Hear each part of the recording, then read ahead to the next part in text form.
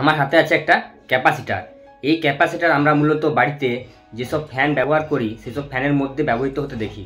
তো এই ক্যাপাসিটারের মূল কাজ হচ্ছে কারেন্টের ফ্লোকে নিয়ন্ত্রণ করা। তো এই ক্যাপাসিটারটা আমি মার্কেট থেকে কিনে নিয়ে এসেছি টেস্টিং করার জন্য।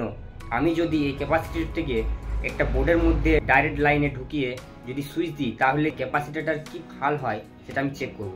তো চলো দেখি কি হাল হচ্ছে এটা। আমি এই ক্যাপাসিটারটিকে এই বোর্ডের মধ্যে দুদিকের ফুটোতে দুটো তারকে গুঁজে দিয়েছি এবং সুইচটি কিন্তু এখন অফ করা আছে। তো আমি সুইচটা দেওয়ার সঙ্গে সঙ্গে এটার কি হচ্ছে আমি সেটা চেক করব।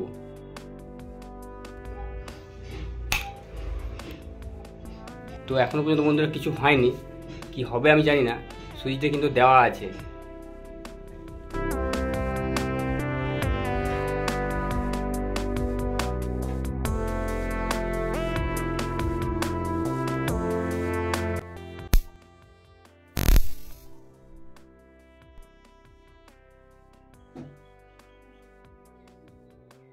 আমি যখন বোর্ডে ঢোকালাম তখন এর মধ্যে একটা চার্জ বা একটা এনার্জি কিন্তু এই ক্যাপাসিটারটা ধরে রেখেছিল।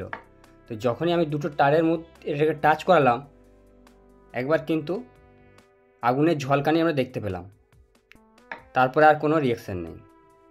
তো এই ক্যাপাসিটারের মেন কাজ হলো আমাদের কারেন্টকে ধরে রাখা।